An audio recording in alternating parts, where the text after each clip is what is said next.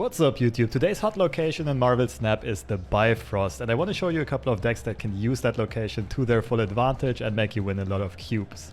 The most important cards in all of those decks are Kraven, who benefits greatly from cards moving at both sides of the location. He'll very often end up being a 2-cost, 6 power, 10 power or even more. And the other one is the duo of Spider-Man and Professor X. The idea is that if the Bifrost is one of the locations in play, you can play Spider-Man onto the left location on turn 4.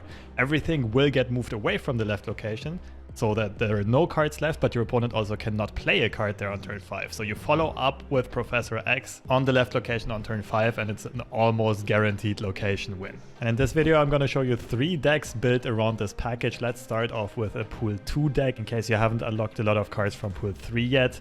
This one is mostly a movement deck on its own that benefits from the Bifrost as a location in even a lot more ways. Vulture, of course, gets a big buff when moved. Multiple Man gets cloned. Miles Morales gets his discount. And apart from that, we just play a couple of power cards as an Angela, which is of course very synergistic with cards like Nightcrawler and Iron Fist, which can give Angela buffs, then move away from the location, free up that space again so that Angela can receive another buff from another card being played there.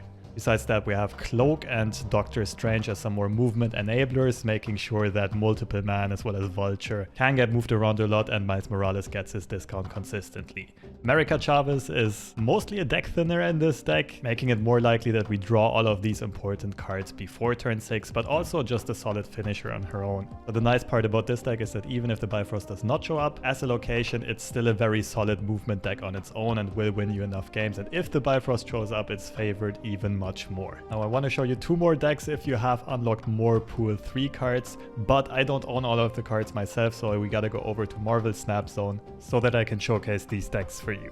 This one is centered around Kingpin as a very disruptive control tool paired with Polaris as well as Juggernaut as well as Magneto to move your opponent's stuff around. Make sure that Kraven gets buffed over and over and over, and ideally Kingpin destroys a lot of stuff on turn 6. The combo of Daredevil and Aero is also very sweet in this deck because we can often go for a delayed Spider-Man on turn 5 after we get the information of what our opponent is trying to play through Daredevil, and then we can secure a location by making our opponent unable to play further cards there on turn 6. So overall a very fun and flexible and creative deck. All deck building credit here goes to Dara JN. I saw that deck on his stream earlier on. And the last deck that I want to show you has somewhat of a similar core idea, but plays a different type of disruptive package. This one's more centered around the Destroy package. The idea here is that many people will try to play movement decks into the Bifrost as the hot location, which generally run cards like Nightcrawler, Human Torch and Iron Fist, so Killmonger has a lot of high value targets. At the same time, we play Nova and the Hood as beneficiaries of Killmonger's destruction, which can also be quite synergistic with Angela buffs. And of course, we play the package of Kraven, Professor X and Spider-Man again.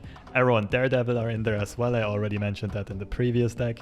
Scarlet Witch is another well-statted location control tool, and Deathlock is in there just in case we don't find Killmonger, so we can still sacrifice Nova and the Hood for the greater good. So these are the 3 best and most fun decks that I could think of for the Bifrost. Unfortunately, no gameplay examples because I am missing a lot of the cards, but I just wanted to get it out there so you can run over the ladder and win a lot of cubes. Have fun.